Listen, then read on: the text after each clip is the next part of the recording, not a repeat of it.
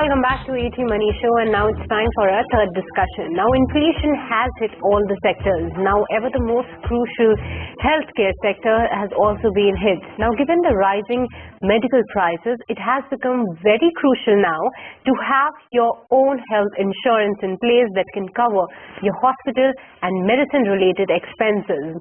But what if you are unhappy with your insurance, or you found a new insurer that meet all your requirements? How should you port your existing insurance to new one? In such a case, we'll be discussing that and what are the documents required to port your health insurance. To help you with a complete guide, we have on board Mr. Anil Rego, who is the founder and CEO at Right Horizons. And a very good evening, Anil, and thank you for all your time to ET now. Firstly, would like to understand that when should you be porting your health insurance policy? What are the checklists, and how should a insurer or a policy holder actually decides that now it is the right time, that when I should be looking at porting, when this scenario occurs generally? Yes, so it is a good feature today that you can actually port your policy. You can use a alternative insurer to the one that you already have, and you will continue to get the benefits of all the no claims and stuff like that have come to you. So it's a important option to consider. And when do you consider it? You consider it when let's say either you're not getting the right service, you are actually, the premiums are costlier, you find some of the provider with a lower premium, and you also have some additional features that you find interesting for yourself. For example, somebody may want an Ayush treatment as part of their medical thing, and that is something that sort of one can end up doing. So those are the aspects of when you should actually look at porting your policy. How do you go about the process? Technically you need to go back almost like 45 days before to the insurer, and that's a bit of a time that is required. So if you go there by that time, then there's no way that anybody can refuse. Number one, there is an IRDA form which you need to fill for portability. Anybody can refuse. Number one, there is an IRDA form which you need to fill for portability. You need to then the insurance company will then underwrite your policy, look at your health background, etc., and see whether they would like to continue with the policy or not. And within 15 days, they need to come back and tell that either way yes or no. And if there's a delay beyond that, actually you can assume that they have accepted it. Okay, then the insurer may want various documents for porting, which also may have to submit at various points of time, maybe before, maybe after, and stuff. They, documents including ID, address proof, etc. You would have certain information that they may want from the previous, insurance company in terms of claims. Okay, and then once acceptance is there, then you actually have a 30-day grace period to pay your premium. So that's the other good part of it. So if it's something that you want to do, IRDA has made it pretty simple and easy, and very friendly to the policyholders.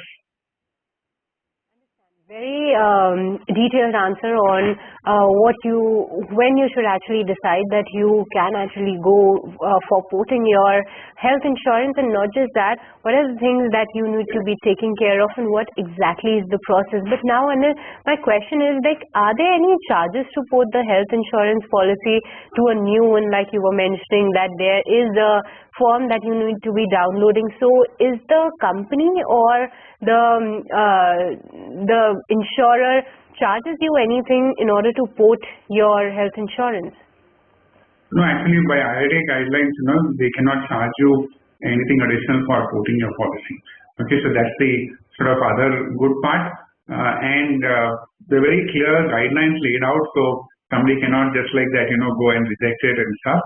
So it's pretty beneficial to policyholders. Understand. But what are any essential documents while doing so? If you can just tell our viewers that what exactly documents they need to have in place in order to apply for the porting of this insurance. Yeah. So the new company will, of course, apart from the IRDA portability form, that you need to submit, you'll have to give various, your KYC, like ID and address proof, etc. Then you will also have a proposal form that, the new company will ask you to fill up. They will ask for the claim history, and they may also get a bit of a medical, basically case history from the previous provider. And they may also ask for certain medical related, documents, history documents, if they find some claims or there are other, things that they find out during their underwriting. So it's not necessary that, it may stop there. So they could ask for additional documents based on the medical history that you provide. Understand. Anil, thank you so much for helping our viewers understand what exactly is insurance, health insurance porting, and how does it work, what are the things that you need to be taking care of. But to all our viewers, now it's time to take care of your portfolio queries. And firstly, let me take up the query of Nena. Anil, we shared the question with you, and let me just read that for our viewers. Is that Nena tells that she's investing in mutual funds for the last 5 years, and she has actually accumulated a corpus of 5 lakhs in the last 4 years, and now she wants to pay off her car loan of rupees 50 lakhs in the next 5 years. So she wants a suggestion on some funds that she can actually invest 30 to 40,000 per month in some mutual funds. So she just wanted to understand what is the plan for her, and also if some mutual funds you can suggest to her. Sure. So assuming that, she wants to invest about 40,000 rupees a month, okay, in about 5 years at 11% type of interest, you will find that this, comes up to almost like 29.9 lakhs or so. So that is something which she will be able to accumulate, and maybe with some of the other savings, etc., then she could also look to close down, the particular loan. Now, how can she sort of go about it? One thing is that she could use something like, let's say, a combination of equity mutual fund will only give her that higher return that maybe she can utilize for it. And she could use a combination of, say, large caps and mid caps and, say, flexi caps. You can also use hybrid funds. So some of the funds I could suggest is, let's say, on the large cap side, you can use the ICICI Pru blue chip fund. On the mid cap, you can use the PGI and mid cap opportunities. And SBI Focus can be, a flexi cap fund that one can use. And on the hybrid side, to just have it a little lower risk, the hybrid, you can use the ICICI Pru equity and debt fund.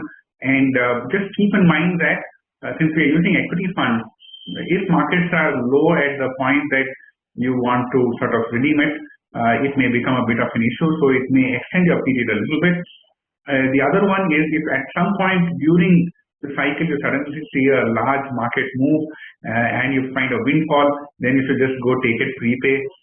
Even if it's partially, you can, I think, go and prepay your loan a little bit, because market cycles may not favor you at that point of time. So that's just the one caveat that you need to keep in mind, while you are using money for a 5-year period to repay a loan.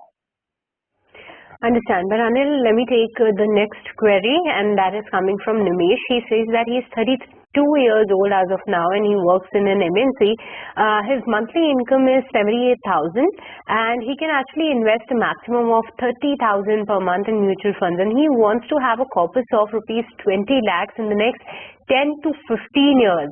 He's currently investing in some of the mutual funds. Let me just read that. Firstly, it's PGIM Mid Cap Fund, where he's investing 10,000, SBI Magnum Mid Cap Fund, another 10,000, and SBI Small Cap Fund, another 10,000. So in all, 30,000 is what he's investing.